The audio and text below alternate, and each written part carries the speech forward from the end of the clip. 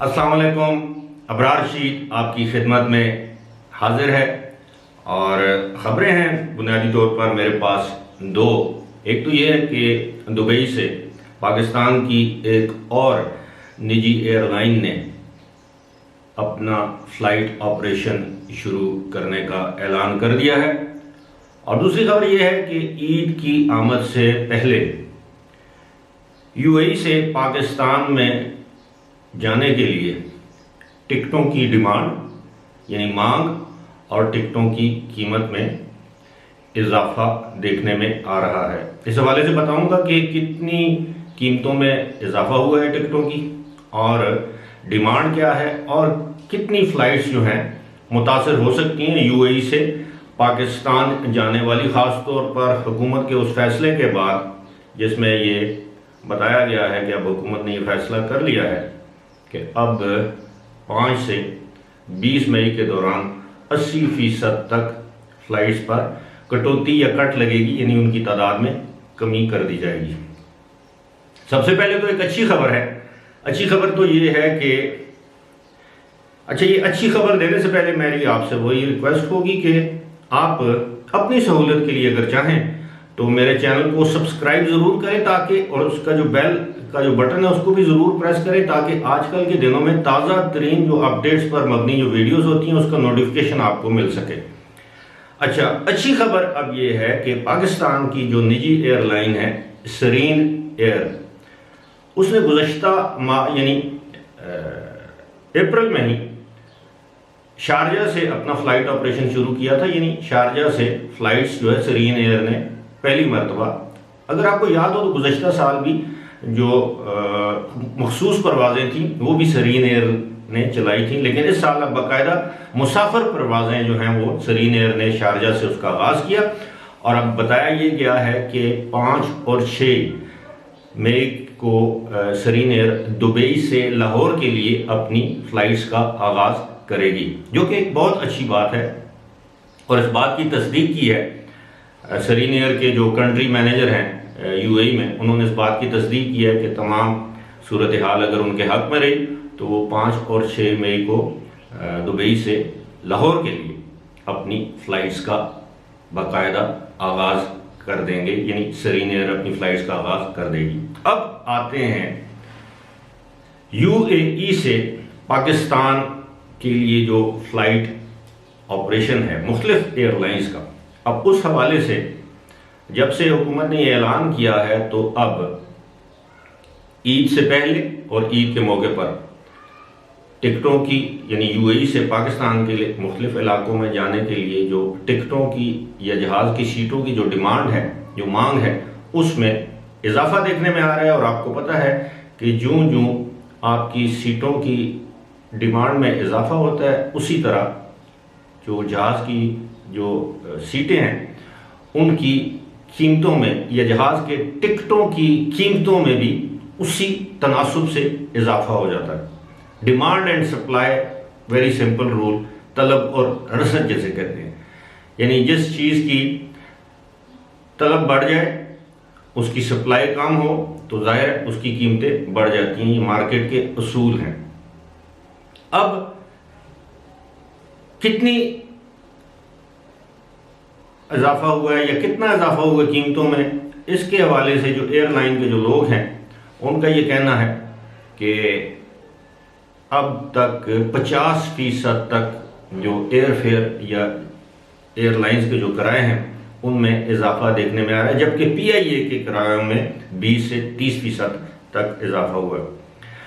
आपके इल्म में होगा कि पीआईए, एयर ब्लू और अब सरीन, इसके अलावा पाकिस्तान में बेशुमार, मैं इस वक्त सिर्फ यूएई को फोकस कर रहा हूँ, वरना तो आपको पता है कि दुनिया भर की जो एयरलाइंस हैं वो कराची या इस्लामाबाद आती हैं। इस्लामाबाद तो कम आती है, कराची तकरीबन पूरी दुनिया से एयरलाइंस आती हैं, ख़ास तौर पर अपने खिते से।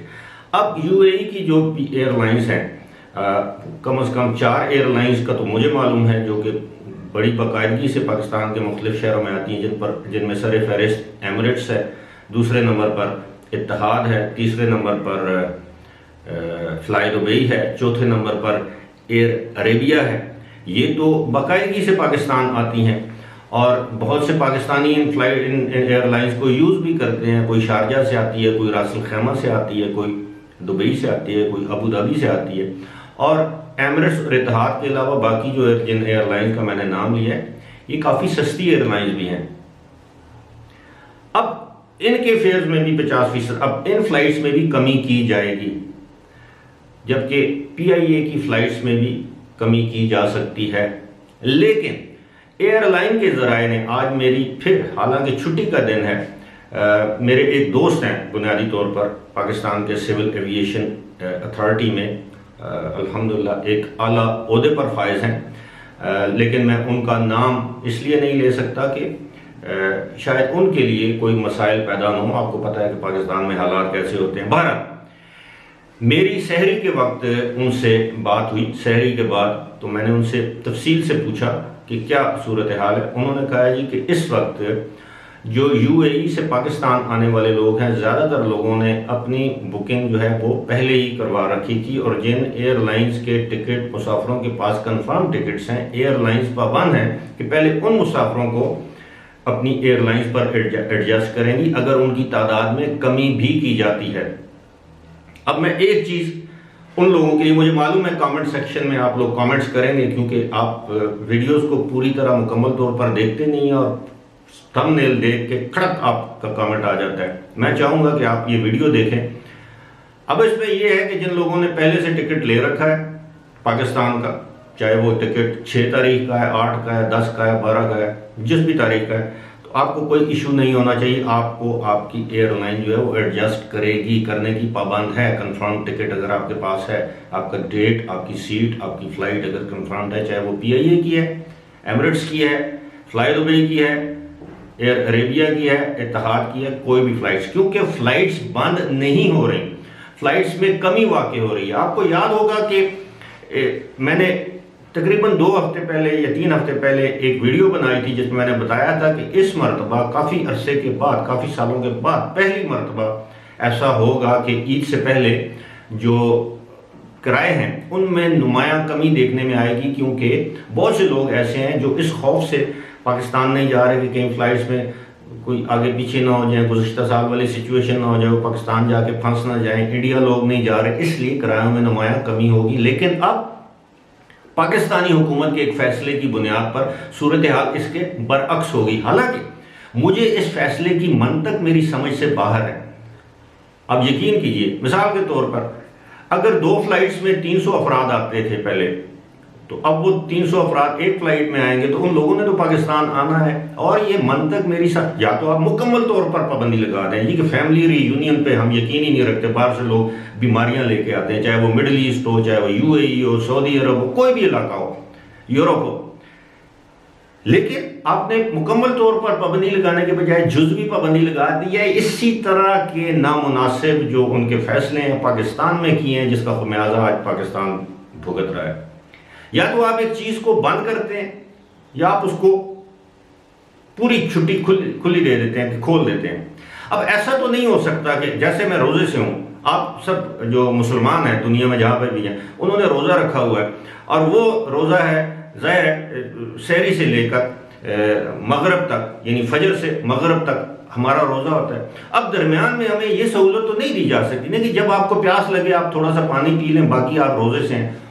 इसी तरह की ये मुझे समझ नहीं आती, इस हुकूमत के अक्ल नाम की कोई चीज़ इसके मुशीरों वजीरों में है ही नहीं। अब अगर 80% फ्लाइटें आप बंद करेंगे तो उसमें तो कोरोना नहीं आएगा, उसमें तो कोरोना आएगा। और 20% के जो मुसाफिर पाकिस्तान आप अलाउ करेंगे, या 20% फ्लाइट्स जो आएंगी उसमें कोरोना को आप उधर पाबंद कर देंगे, कैद कर देंगे, वो नहीं आएगा। ये इर्रेशनल, कोई इसका सर पाँव नहीं है ऐसे फैसलों का। और मुझे तो अफसोस इसलिए होता है कि वो लोग 1-1 साल 2-2 साल इंतज़ार करते हैं कि इस साल ईद हम अपने प्यारों के साथ घर जाकर मनाएं। उनके लिए भी आप मसाइल पैदा करते हैं। बहरहाल अल्लाह ताला इस हुकूमत को, इसके मुशीरों को अक्ल दे, हिदायत दे। फिलहाल मुझे दीजिए इजाज़त। खुदा हाफ़िज़।